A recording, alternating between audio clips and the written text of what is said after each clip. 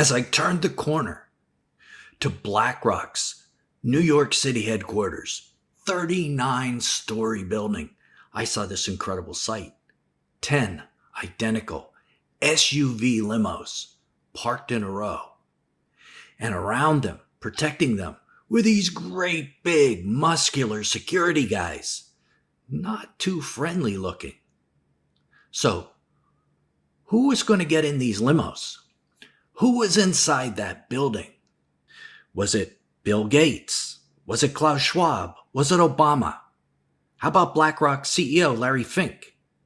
And making all of this even more surreal, in the park behind the street were literally dozens and dozens of people dressed as demons and witches. Where did they come from? What about the timing of this meeting? Why was this important? Why were there these 10 limos there? Obviously for very, very wealthy and powerful people, important people. What were they discussing inside? Believe it or not, we have a video of a BlackRock executive describing the things that likely were talked about in this meeting. And we're going to talk about all that today.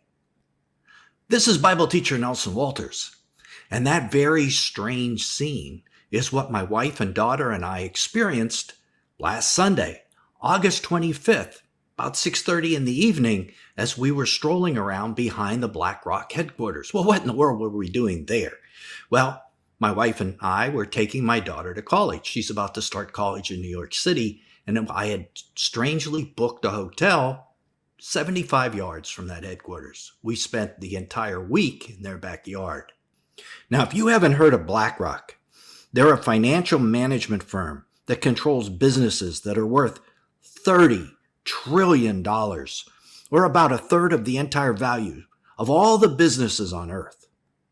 They're housed in a 39-story high skyscraper that they share with Meta, formerly known as Facebook. So the financial arm and the propaganda arm of a globalist governance takeover are housed in one building in New York, 50 Hudson Yards. Well, isn't that convenient? But I bet first, you're really wondering how people dressed as witches and demons just happened to be all around that meeting. It wasn't Halloween, it was August. But this week, there just happened to be an anime festival 2 blocks from BlackRock's headquarters. Every day, hundreds and hundreds of young adults dressed as their favorite anime characters walked right by BlackRock, many with swords, axes, wizard staffs, some getting Starbucks. All very, very demonic. So, was it a coincidence that the big meeting and the demonic-looking hordes were all there together? I certainly don't think the globalist executives planned the anime festival at the same time as their meeting. Honestly, I believe they wanted as few people as possible watching what was happening. But for a person like me, who is spiritually sensitive, it certainly let me glimpse maybe a real-world approximation of what was going on in the spiritual in that place. Next question you might have is, hey, did you take some pictures of who came out? Well, I lifted my phone to take a picture of the limos, but as soon as I did, one of those security guards, the real muscular guys, his head swiveled to take a quick look at me and kind of frowned, and I decided I would just put my phone down rather than have him seize it and crush it under his boot. Security tends to want to destroy records of such things, so I just kept a mental picture of that time intact. And for this video, let's give a shout out to my advisory board of Britt Ashley, Michael Tarrant, Fisher Mann, and Ryan Rigo for providing some of the research. So who are these BlackRock folks biblically? Are they in the Bible? They are part of Mystery Babylon, the merchants of this globalist system described in the Bible as a harlot or temple prostitute. In Revelation 17, 1, 2, and 18, notice the relationship of this entity with the kings of the earth. Then one of the 7 angels, who had the 7 bowls, came and said to me, "Come, I will show you the judgment of the great prostitute, who is seated on many waters, with whom the kings of the earth have committed sexual immorality. And the woman that you saw is the great city that has dominion over the kings of the earth." So this world system or world city commits immorality with the kings of the earth, and by that, it rules over all of them. It's not the kind of immorality that you're thinking. In modern days, we don't understand these temple prostitutes committing immorality with a king, but in the days of Babylon, this was something known as hieros gamos, or holy marriage. It was a ceremonial act once a year between the king and the pagan goddess of the kingdom. She was a fallen angel and represented in this act by the prostitute who served in her temple. By it, the king gained his right to rule, and the pagan fallen angel goddess gained control over the king. Her control over him was based on her granting him the right to rule. In modern days, the kings are congresses, parliaments, prime ministers, presidents of our governments, and the harlot is the world system that exists outside of government that controls them and dominates them with donations and bribes. It grants them the right to rule by funding their campaigns. Do you doubt this is true? Let's listen to a sting video where the BlackRock executive, Sergey Varley, thinks he's on a date, and he doesn't know he's being recorded. So he spills the beans about how Mystery Babylon rules over the kings of the earth.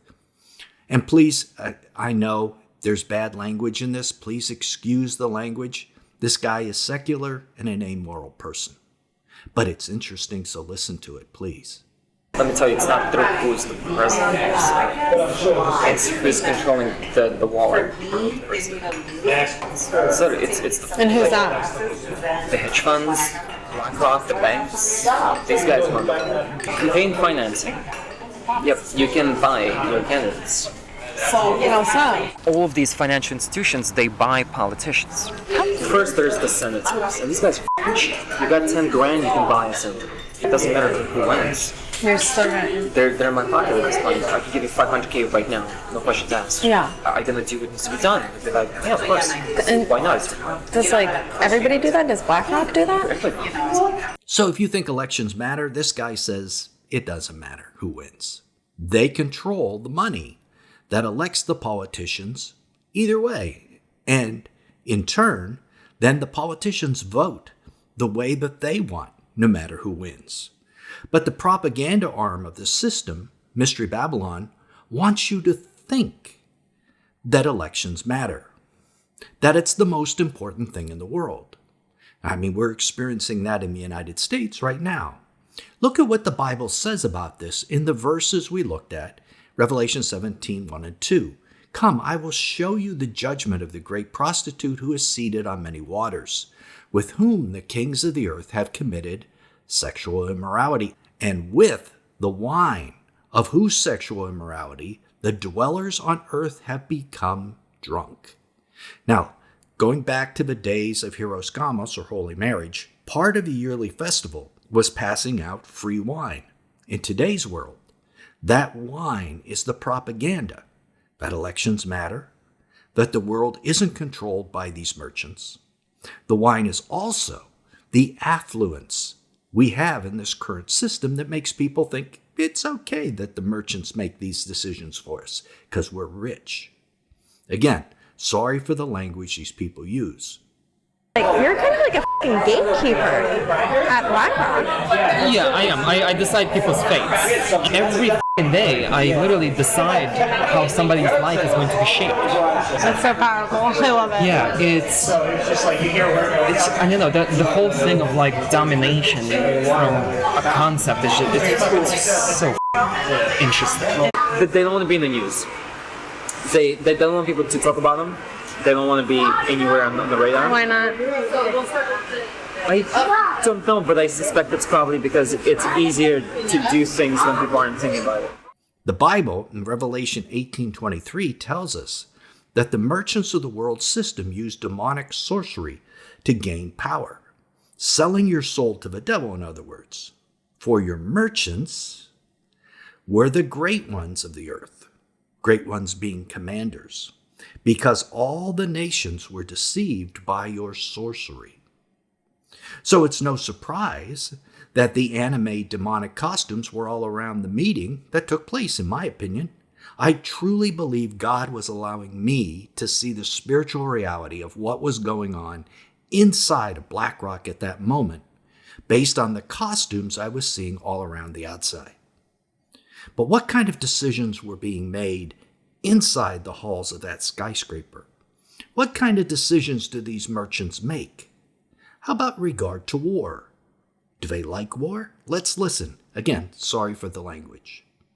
Do you have any thoughts on the Ukraine-Russia war? Ukraine is good for business. You know that, right? We don't want the conflict to end. Why? We don't want the conflict to end as a country. The longer this goes on, the weaker Russia is. I'll give an example. Russia blows up Ukraine's grain silos. Price of wheat's gonna go mad up. So what are you gonna do if you're a trading firm? The moment that news hits, within a millisecond, you're gonna pump trades into whoever the wheat suppliers are, into their stocks. Within an hour or two, that stock goes up, and then you sell, and you just made, I don't know, however many mil. Why would a news channel promote a side in war? Because it's also good for business too. I mean, what's new? Pushing like the same talking point. Like you generally, when you look at news, like It's propaganda. Ukrainian economy is tied very largely to the wheat market, global wheat market. This is fantastic if you're trading. Volatility creates opportunity to make profit. War is real good for business. So they use and probably cause events like this to gain money and use the money to gain power. And all of this is facilitated by the fallen angels. The demonic powers control the global system and the politicians through Heros Gamos and intoxicate people of the world. That's how it works.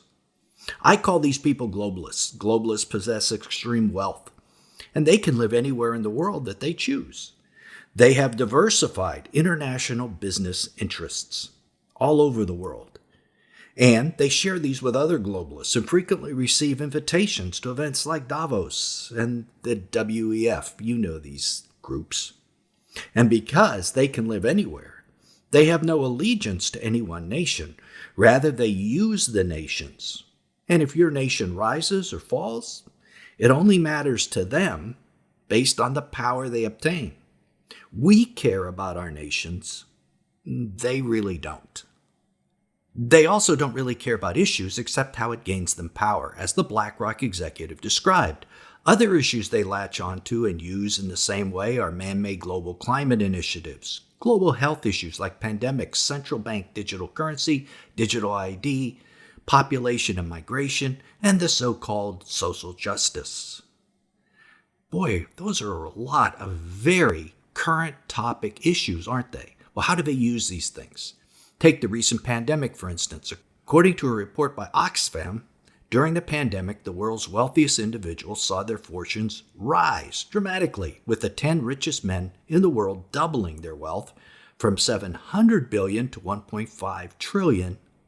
Meanwhile, the world's poor and middle classes, including small and medium-sized businesses like the one that I had, collectively lost about $1.3 trillion due to the economic disruption. Just consider the local shops. People were no longer visiting them during the lockdown. Instead, of course, they were buying from Amazon. See how it works? An even greater power grab is coming within the next month. So, if you want to know why the meeting took place at BlackRock in August, it's because of what's happening next month. The United Nations, which is an extension of these globalists in a way, are planning what they call the most important meeting of a generation. In the back of my mind, I wonder if an anime festival will be organized at the same time, but I digress. Out of this meeting, They hope that a document will be created, a pact for the future, with the nations of the earth formalizing the system of hieros gamos that is currently in place, so that the control of the nations is delineated in a formal covenant. Yes, probably the covenant with the many of Daniel 9:27. That is why in 2 weeks we're sponsoring a free online event, our 4th Return of Jesus Watch Party featuring Dr. Jerome Corsi. His new book comes right out of what I witnessed this week.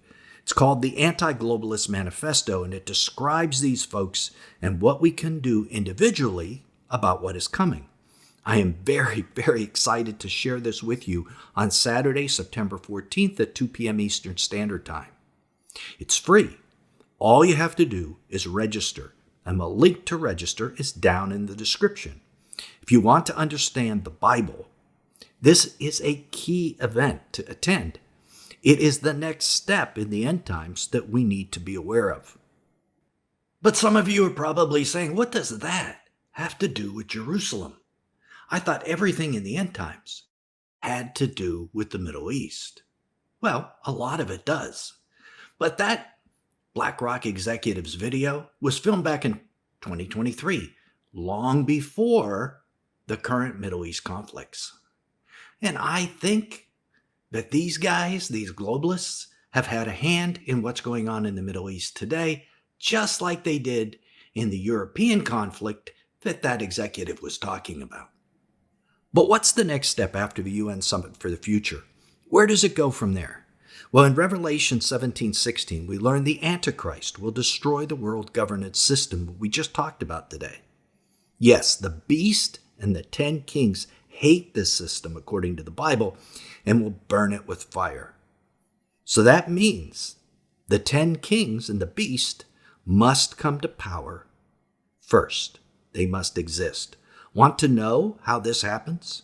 Click right here to keep watching and discover how the Old Testament and the book of Revelation both describe the rise of these kings. Till then, this is Nelson, and I'll see you there.